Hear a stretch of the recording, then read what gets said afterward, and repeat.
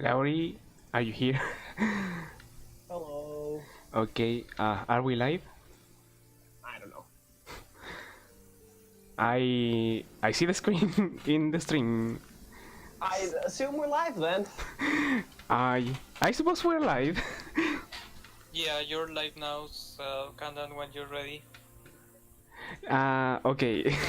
Due to a new timing, the time starts after the intro, so we'll have to watch the intro. I don't have anything that skips the intro. Yeah, there was a recent community decision that we would have a we would have a we have a hack save file that loads the game immediately to like the start of the first actually skippable cutscene. So But you don't have that with you, do you? So now I'm going to start the intro. We have to watch the intro and then timing starts. I'm going to count down when that happens. Yeah. Just go ahead and play the intro, honestly. That's what you have all the time in the world. If you're not ready, mid-intro. What was once a land of promise. So you can pay attention to this intro. It's a little bit of the story, just a little bit, because obviously there's much more. Elysian tales began. The lone warrior stood against an army, slashing his way through all who opposed him. The mob stood no chance, and the soldier showed no mercy. The intro is Despite his victory, is useful to practice some things like zigzag or what we call a rocket jump. not to the mob, but to a single child. Okay, so we're about to start. I'm going to count down. 3, 2, 1, go. Alright, good luck.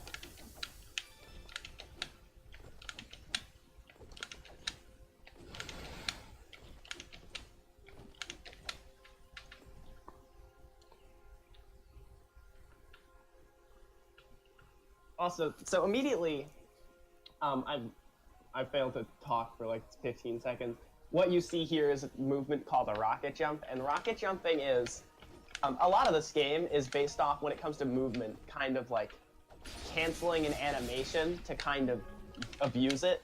And in the case of a rocket jump, we use a combo where at the end of the combo it boosts you forward, but before like the little ending animation of the cutscene, you jump or the combo, you jump out of the combo, and that makes it so you get the speed boost, but you don't have to wait for the ending animation.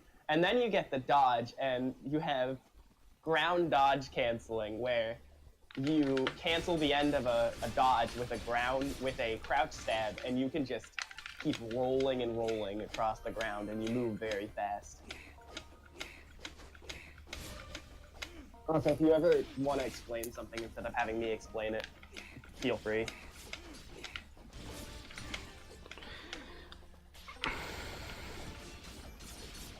So, one thing about this game that can kind of make it annoying to run at times is red barriers, the greatest thing on earth. This game wants you to fight enemies sometimes, and so what it'll do is if there's an enemy on screen, it will place a red barrier, and you won't be able to go to it will be blocking the way to the next screen, and you won't be able to go to the next screen until the enemies are off screen. A few seconds back, you saw Dust Storm cutscene skip. Usually that cutscene's not skippable, but by windowing out of the game, you can make that cutscene skippable, and it saves a lot of time where we basically get a new type of attack called the Dust Storm. And it's not going to be too useful, but you'll see a more useful kind of version of it later. And all the keys that are being collected are going to be useful later.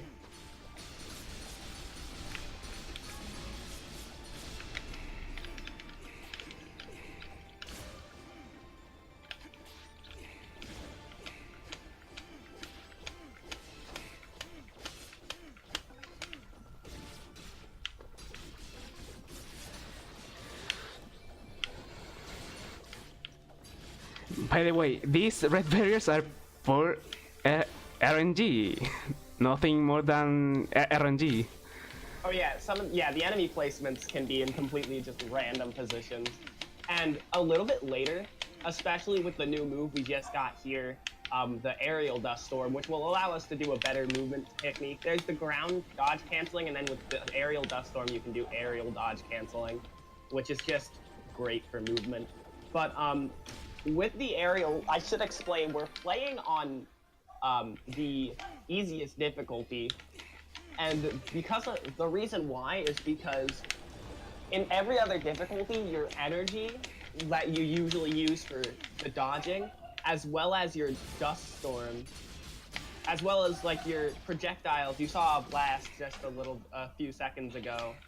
The little blast of projectiles, as well as your dust storm, all have this sort of like limit to how much you can use them.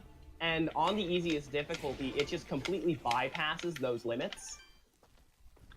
So you can use them as much as you want, and you can see with the slime earlier, you can use that to kind of, you can use some of the stuff, especially when you have unlimited, to make getting past red barriers more consistent by using projectiles to knock enemies away, or with the kind of way the physics work in this game, you can boost into enemies for height. And here, one more bit of movement tech, there's the Rising Dust Storm. If you start a basic combo by either holding down, because auto fire is automatically on the easiest difficulty, where if you hold down a button, it'll act as if you're mashing it like in a, like trying to do a combo. But if you do 2 steps into a basic attack combo, and then cancel it with a dust storm for about a second, and then end the dust storm, the aerial dust storm, and go back into a combo, you can gain infinite height. So out of the glade, which is the intro area, this is now Aurora Village, and soon we're going to see the major difference between the warps and warpless category of this. If you want to explain how warps work, go ahead, because I'm not too sure on warps. But in short, they forgot to account for the mouse when teleporting. So the mouse lets you teleport anywhere, and that's not intended. Yeah. So this is an NPC that by talking to the NPC, you kind of bully the NPC into the loading zone, and then by talking to them and going into the loading zone at the same time, you can cancel a cutscene. You may have noticed on the first area of the glade, there was like some 15-second cutscene when you loaded in, showing off the area. Talking to that NPC into the loading zone skips that cutscene, and there's a lot more. I don't know how many of them are done in warps, but I know in warpless we have a way to skip basically most of those cutscenes that exist, because there's one for like each area. And we also skip almost all of them in warps, so you're going to see that unless I fail. Yeah, and using Rising Dust Storm in that last room you might have seen, that might have not looked intentional. You're supposed to have the Iron Grip ability, which you don't get until Chapter 3. But using that, you just got an item called the Flesh Sheath, which is an equipable item that increases your attack by 150 from the normal value. So you have a very powerful attack now. And another one of those cutscene skips I mentioned, by killing that enemy and then going into the loading zone, he leveled up at the same screen that one of those cutscenes happens. And when you level up, you kind of get this little explosion, and it bursts you a little bit backwards. And using the backwards burst, you go back into the loading zone and reload the previous screen. So when you go back to the screen with the cutscene, it thinks the cutscene was already played.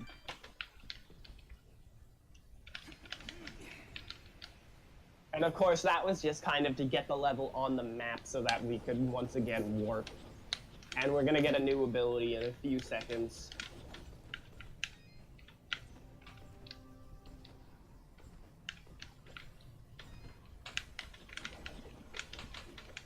also didn't explain when we went shopping. That's the reason we got some keys so we could sell them. We went shopping in the village so that we could buy teleport stones, which are what allows you to teleport to the world map when you get to a save point, which are like the glowing blue things you've seen.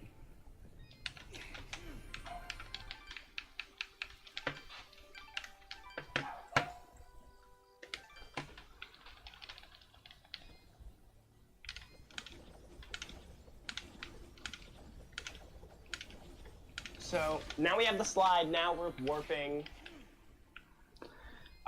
To this boss fight. Yeah, we're warping to the second boss fight, which is, we skipped the first one entirely. We only went to the village, or to the forest in order to get that flesh sheath. So we skipped the fight against Fuse, the first boss. This is Lady Tethys. And since we have an item that gives us pretty good attack, it doesn't take too long, especially because there's also a little stun lock here. Where she gets trapped in the platform. That was a beautiful fight. I have problems with that stun lock sometimes.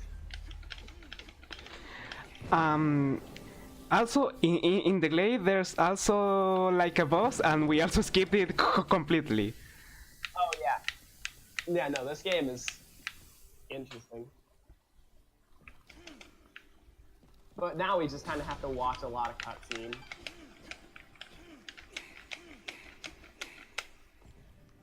Oh yeah, also that was a skip. I didn't explain it.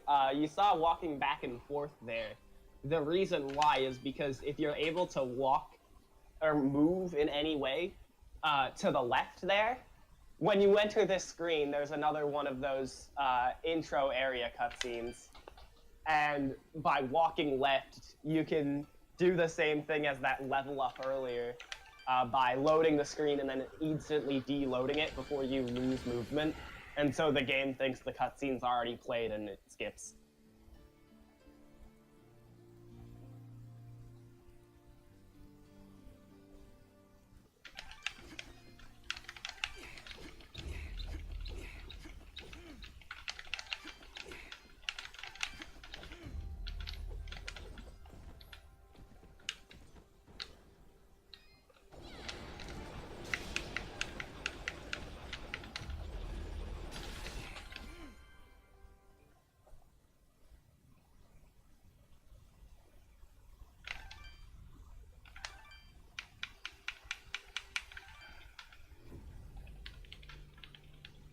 So after this cutscene here, coming up in this next area is going to be Chapter 3. We're already in Chapter 3, basically, which is crazy with the warps. But this area is kind of repetitive. So in the story, what you're supposed to do is go to these 4 mansions and get these different items. There's one item from each mansion.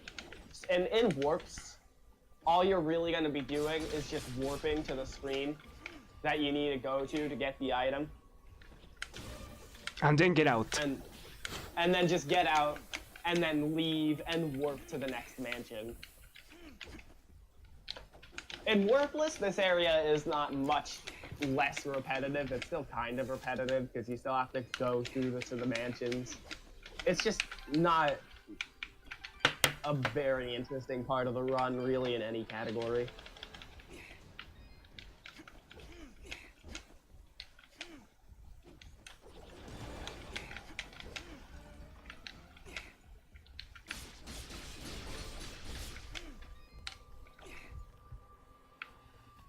Also, I believe you're playing in, I think it's Spanish, I'm not sure. Yep, it's Spanish. Yeah. No reason, because I talk no Spanish. Yeah. Yeah, there's no language differences, it's just that you come from a Spanish-speaking country. I don't know exactly which country, but, like, whatever country you come from, the main language spoken is Spanish. So, you use it. Yep. It defaults to that language every game I play that's in that language. I mean, it's good. Yeah, because so like your language doesn't matter. I play in English because I'm used to English.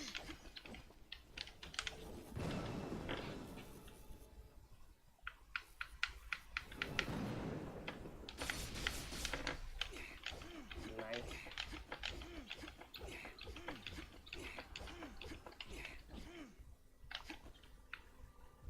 So yeah, we already have 3 of the 4 items from the mansions collected. I don't know what we're at on the timer, but rest assured, at this point in a warpless run, we'd probably be nowhere close to this far in.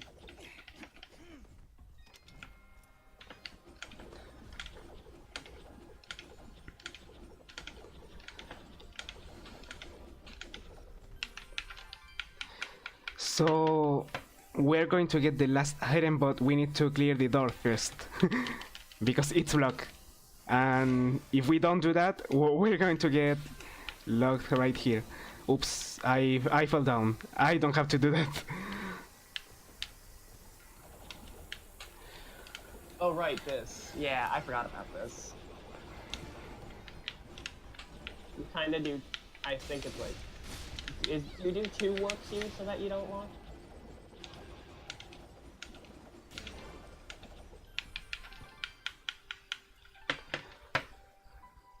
Yeah. Those stones, when you exit the mansion, if you didn't break those stones, they'd like soft lock you. So that's why it takes 2 warps for this mansion. I forgot about that.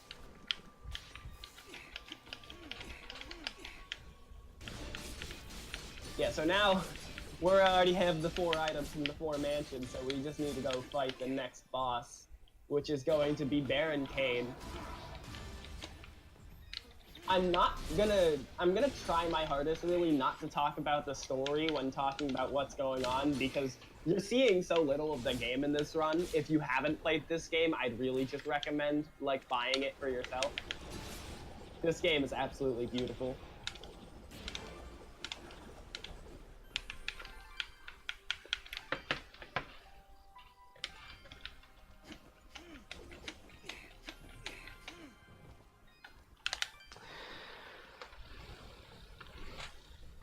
This is Cain.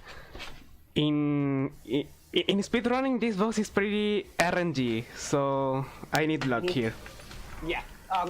Cain, the position you're going to be staying, you're going to be trying to stay close to Cain, because if you get far away from Cain, he can summon zombies, and if he summons like he did. Zombies, Like, yeah, if he summons explosive zombies, it's terrible, and you don't like it. That's, oh my goodness. I'm doing bad, so... Yeah, but when you're close to him, he'll either do 2 attacks, which is some sort of swipe with his hand, or some sort of stomping type thing with his hand. In the position you're standing in, if he does that like thing where he just kind of pounds the ground with his hand, he shouldn't hit you if your position is right. But if he does the swipe, you have to quickly dash away and dash back before you're considered too far away to have zombies summoned. So this was kinda slow, but he spawned so many enemies that it was hard to to hit Cain instead of the enemies he spawned. Yeah, that was kind of, it's based on luck really. Or not luck, but like, if you get hit once, the fight can just kind of go terribly if you get unlucky with zombie spawn. So sometimes it can be good, and one thing you may have noticed, he switched to normal. At the end of the run, or at the end of the boss. And the reason why is because in this game, when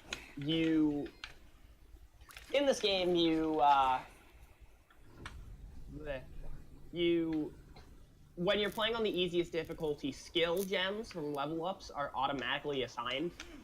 But on normal difficulty, you can assign them however you want. So you level up and then try to assign, you beat the boss, so you level up like 5 times, well on normal difficulty, so you can put as many of the skill gems you can towards attack, so that you can deal more damage.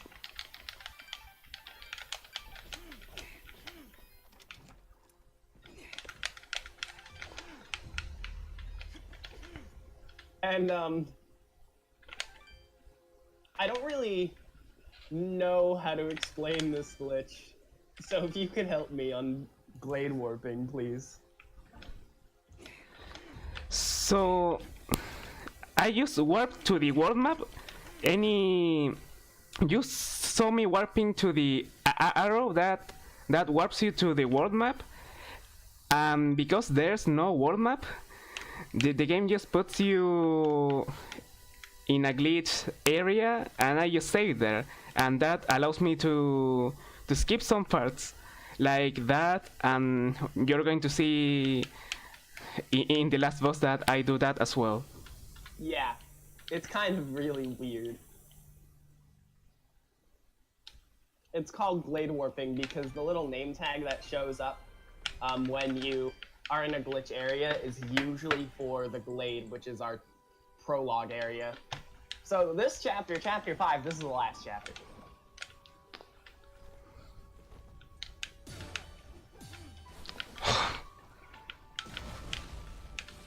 That was bad RNG, by the way. So, yeah, so you warp straight to the final boss, and then you wait straight to the last phase of the final boss even. And then there's a nice little, if you get it right, there can be a little bit of luck with like where he goes to the platforms and how he jumps can be kind of weird. But if you're lucky enough, you can, to not get screwed over by jumps, you can stun lock this guy in just this combo, and he can't really hurt you at all.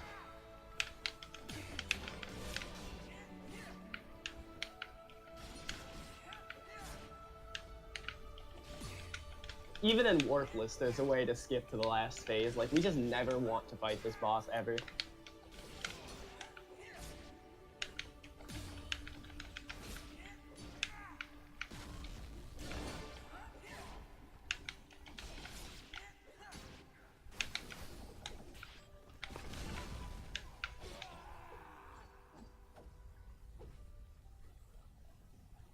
So, coming up on time real soon, by the way. Yeah, I'm going to say time when it's time.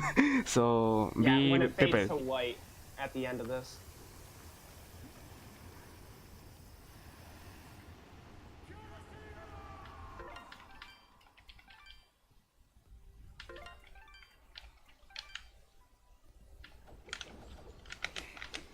Time.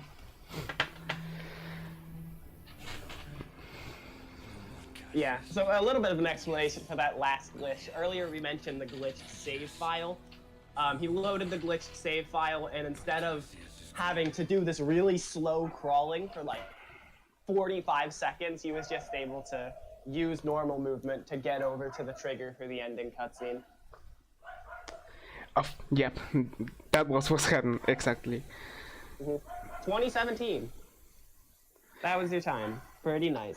It's also what say in my splits. It says 2017. So yeah, it's Wow. nice. Yeah, that's pretty nice. If you like this run, I definitely checking out more runs. We have kind of spikes of activity when it comes to running this game, but right now there are a few runners who have been running warps quite a bit. So I definitely recommend checking out more runners of this game if you like this.